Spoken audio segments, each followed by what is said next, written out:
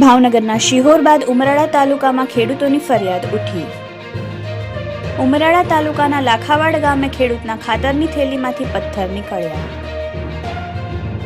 હડમતિયા ડોંડા સેવા સહકારી મંડળીમાંથી ₹10,800નું ખાતર ખરીદ્યું હોવાનું ખેડૂતે જણાવ્યું। ખાતરમાંથી પથ્થર નીકળતા ખેડૂતમાં ફેલાયો રોષ। ખાતરની થેલીમાંથી અલગ રંગનું અને પથ્થરવાળું ડીએપી ખાતર નીકળતા ખેડૂતોમાં ભારે રોષ ફેલાયો। લાખાવાડ ગામના રાજુભાઈ સાંગા નામના ખેડૂત દ્વારા ખરીદી કરાયેલ ખાતરની થેલીમાંથી પથ્થર નીકળતા યોગ્ય કાર્યવાહી કરવા માંગ કરી। ગત રોજ ભાવનગર જિલ્લાના શિહોર બાદ હવે ઉમરાળા તાલુકાના ખેડૂતોની ફરિયાદ ઉઠી। તંત્ર દ્વારા ઊંડાણપૂર્વક તટસ્થ તપાસ હાથ ધરવામાં આવે તો કોઈ મોટું કૌભાંડ ખુલે તેવું ખેડૂતોમાં ચર્ચાઈ રહ્યું છે। Bureau report Yashvi Gujarat news Umrala. Hello, મારું નામ રાજુભાઈ દેવાભાઈ ચાંગા, ગામ લાખાવાડ।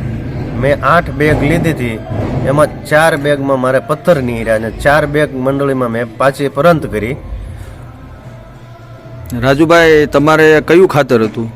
સરદાર ડીએપી। ડીએપી ખાતરની અંદર પથ્થર નીકળતા તમે શું કર્યું અને કોને જાણ કરી? મેં મંડળીમાં જાણ કરી ઉપર અને પરમાર સાહેબને જાણ કરી।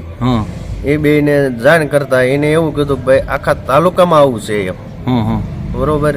તો મેં એને વાત કરી એટલે એને પરંતુ પાછું લઈ લીધું 4 બેગ અને 4 બેગ મેં વાપરી ઉપર મારે એ ધૂળમાં ગઈ, બરોબર। એના પૈસા મારે તો પડી ગયા છે।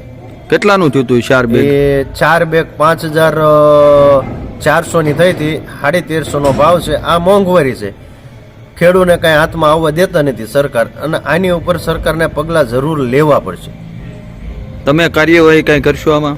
કાર્યવાહી તો બનતી તો થાય એ તો કરી જ લેવાની છે આમાં, બરોબર। ઓકે।